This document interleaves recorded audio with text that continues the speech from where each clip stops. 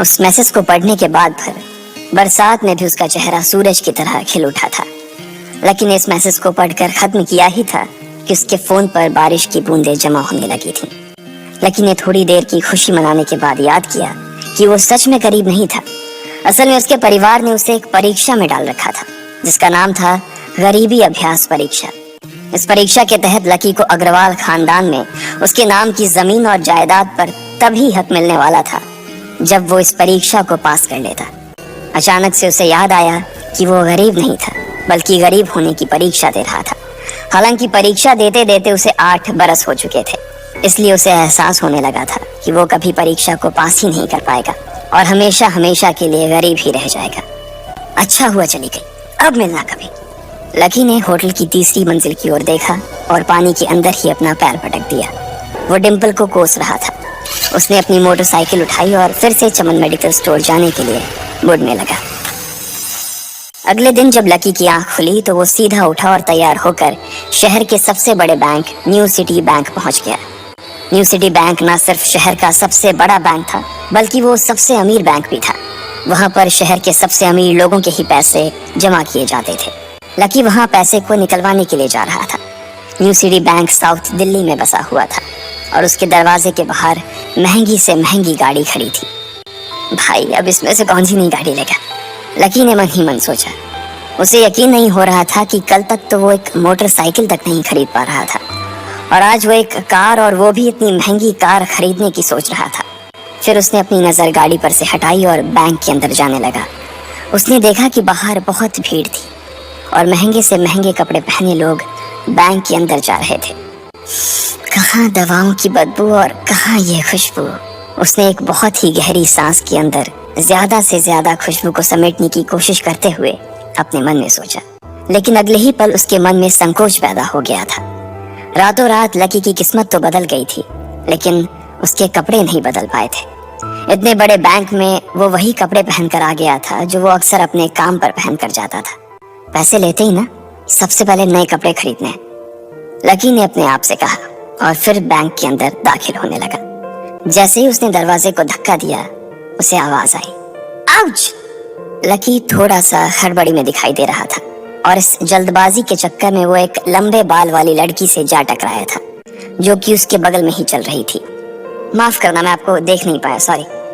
Lucky ने तुरंत उससे हाथ जोड़कर माफी मांगते हुए कहा। उस लड़की ने इतने अच्छे कपड़े पहन रखे थे कि उसे देखकर ही लग रहा था कि वो किसी अमीर घराने की लड़की थी, इसलिए सॉरी बोलते वक्त ना चाहते हुए भी लकी के हाथ उसके सामने जुड़ गए थे। लेकिन जब उस लड़की ने लकी के कपड़े और उसके हुलिये को देखा तो उसने अपनी नाक भौं सिकोड़ ली। वो लगभग हर रोज इस बैंक में आया और जाया करती थी, लेकिन उसने आज तक इस बैंक के अंदर लकी जैसे फटीचर आदमी को घुसते हुए नहीं देखा था। उसके बालों में से आंवले के तेल की गंध आ रही थी। उसने गुस्से भरी नजरों से लकी की ओर देखा और बोली, क्यों नहीं देख पाए? मैं क्या ट्रांसपेरेंट हूँ? तुम्हें इतनी बड़ी लड़की दिखाई नहीं देती? इससे पहले कि बात आगे बढ़ती, उस लड़की ने देखा कि इस बैंक की मैनेजर यास्मीन पटेल उन दोनों की ओर बढ़ी चली आ रही है। उसने भी लकी को देखकर वैसी ही शक्ल बनाई थी जैसी शक्ल उस लंबी लड़की ने बनाई थी। I am so sorry miss, आपको कहीं लगी तो नहीं? यास्मीन ने उस लड़की से पूछा और फिर घिन्न भरी नजरों से लकी की ओर देखने लगी। लकी तमतमाती आंखों से उन दोनों को देखा जा रहा था। वो जानता था कि उसने इतनी जोर से भी दरवाजा नहीं खोला कि उसे चोट लग जाए, लेकिन असल में उसे यह मालूम नहीं था कि वो लोग उसे नहीं बल्कि उसके कपड़े को देख रहे थे। यास्मीन ने लकी को ऊपर से नीचे तक देखा और ना जाने उसके मन में क्यों शक पैदा हो गया। क्या आप मुझे बता सकते हैं कि आप यहाँ पर किस काम से आए हैं? यास्मीन ने बड़ी मुश्किल से अपने चेहरे पर एक मुस्कान लाते हुए कहा। वो उसका हुलिया देखकर ही समझ गई थी कि वो यहाँ का कस्टमर तो नहीं था। लकी ने अपने आप को संभाला और कहा, हाँ, वो मैं अपना पैसा निकलवाने के लिए आया था। पैसे निकलवाने के लिए आए हो? यास्मीन ने लकी की बात को ही दोहराते हुए कहा। वैसे तो वो लकी की बात पर जोर से हंसना चाहती थी, लेकिन उसने अपने आप को थोड़ा सा काबू में कर लिया था। लकी की बात सुनकर उसे लग रहा था कि वो कोई पागल था जो यहाँ जबरदस्ती घुसा चला आ रहा था। हाँ, तो क्या आपके पास कार्ड है? यास्मीन ने उससे आगे पूछा। न्यू सिटी बैंक का कार्ड हासिल करना एक बहुत ही मुश्किल भरा काम था। अगर किसी को भी उस बैंक का कार्ड लेना था तो सबसे पहले उस आदमी को अपने खाते में कम से कम 5 लाख रुपए जमा करवा कर रखने पड़ते थे, तब जाकर उसे कहीं कार्ड मिलता था। लेकिन लकी तो पहली बार ही यहाँ आ रहा था, इसलिए उसके पास कार्ड होने की कोई संभावना ही नहीं थी। लकी जब यास्मीन के सवाल का जवाब नहीं दे पाया तो यास्मीन ने फिर उससे पूछा, मैं पूछ रही हूँ कि आपके पास कार्ड है? वो समझ गई थी कि लकी पागल ही था जो कहीं से भागकर सीधा उनके बैंक में आ गया था।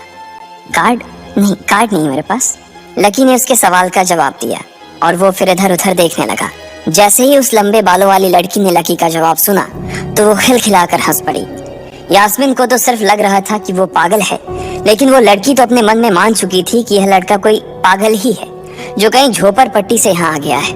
इससे पहले कि आगे कोई कुछ कह पाता, उस लंबे बालों वाली लड़की के पिता वहां आ गए और बोले, चलो बेटी। उनके हाथों में कुछ कागजात थे। लकी ने देखा कि उन्होंने महंगा सा सूट पहन रखा था। उस लड़की ने यास्मीन के दोनों हाथों को पकड़ा और बोली, यास्मीन देखो, अगर इस तरह के सड़क छाप लोग तुम्हारे बैंक में ऐसे ही घुसते चले आए ना और बाकी कस्टमर्स को परेशान करने लगे तो तुम्हारे बैंक की इमेज और उसके शेयर्स दोनों को काफी नुकसान होगा। एक मैनेजर होने के नाते तुम्हें इन सब चीजों का ध्यान रखना चाहिए। मुझे उम्मीद है कि आगे मेरे साथ ऐसा कुछ नहीं होगा, उस लड़की ने कहा और अपने पिता के साथ बैंक के बाहर चली गई। अपना ध्यान रखना कोयल मैडम, मैनेजर ने उसकी गाड़ी तक छोड़ने के लिए आते हुए कहा। आज तो वो बाल बाल बच गई थी। कोयल और उसके पिता इस बैंक के सबसे पुराने और सबसे वफादार कस्टमर्स थे। अगर आज यास्मीन उन्हें नाराज कर देती और वो उसके बैंक से अपना खाता बंद करवा देते तो शायद यास्मीन की नौकरी तक जा सकती थी। और यह सब हो रहा था उस पागल लकी की वजह से। इसे जल्द से जल्द यहाँ से भगाना पड़ेगा, यास्मीन ने अपने आप से कहा और फिर बैंक के अंदर आने लगी। यास्मीन उसे अपने बैंक से बाहर निकालने के तरीके के बारे में सोच रही थी, मगर जैसे ही वो बैंक में दाखिल हुई उसने देखा कि लकी वहां था ही नहीं। अरे अब ये कहाँ चला गया? उसने अपने आप से पूछा। वो इधर उधर देखने लगी, लेकिन लकी वहां भी नहीं था। यास्मीन को अच्छे से पता था कि वो उसके सामने तो बाहर नहीं निकला था। इसका मतलब था कि वो बैंक के अंदर ही था, लेकिन यास्मीन उसे ढूंढ नहीं पा रही थी। कुछ देर तक बैंक के सारे कोनों को देख लेने के बाद यास्मीन को लगा कि शायद लकी यहाँ बहुत ही असहज महसूस कर रहा होगा, और जब वो कोयल को दरवाजे पर छोड़ने के लिए आई तब उसके पीछे पीछे वो भी निकल गया होगा। चलो जान बची, यास्मीन ने अपने आप से कहा और अपने केबिन में आकर बैठ गई। जैसे ही उसने आज के दिन की पहली फाइल उठाई थी उसे किसी एक की झलक दिखी। ये कोई और नहीं बल्कि लकी ही था। अरे ये कहाँ छिपा हुआ था? यास्मीन ने अपने आप से ही कहा और तुरंत फाइल को टेबल पर रखकर वो ऑफिस के बाहर आ गई। उसने देखा कि लकी बैंक के वीआईपी लॉन्ज के बाहर खड़ा था और उसके खंबे की आड़ की वजह से वो यास्मीन की नजर से बाहर हो गया था। अब यास्मीन को तो वो मिल गया था, लेकिन उसके लिए उससे भी बड़ी एक और मुसीबत खड़ी हो गई थी। लकी जिस कमरे के बाहर अभी खड़ा था उस कमरे के अंदर शहर के सभी रईस लोगों का उठना बैठना था। बैंक के सिलसिले में या फिर किसी दूसरे काम के सिलसिले में वो सभी लोग यहीं आकर बात किया करते थे। उस कमरे के अंदर जो लोग बैठे थे उन सबके करोड़ों रुपए इस बैंक के खाते में जमा थे। अब अगर ऐसे में लकी वहां घुस जाता तो सब लोग मिलकर यास्मीन की गर्दन पर चढ़ जाते। रुको, जहां हो वहीं खड़े रहो, यास्मीन जोर से और साथ ही गुस्से से चिल्लाई। बाकी के लोग जो वहां खड़े थे वो यास्मीन की ये चीख सुनकर डर गए थे। कुछ लोगों को उसकी इतनी जोर से आवाज करने की वजह से गुस्सा भी आ गया था और यास्मीन सबसे मुस्कुराते हुए माफी मांगकर आगे बढ़ती जा रही थी। वो लकी को किसी भी तरह से उस कमरे में जाने से रोकना चाहती थी, लेकिन उससे पहले ही वो उस कमरे के अंदर दाखिल हो चुका था। अरे यार, ये आदमी है या गधा? यास्मीन ने अपना ही सिर पीटते हुए कहा और वो भी उस कमरे के दरवाजे की ओर बढ़ने लगी। उसने उस कमरे का दरवाजा खोलने की कोशिश की, लेकिन वो अंदर से लॉक हो गया था। बाप रे, ये कैसा आदमी है?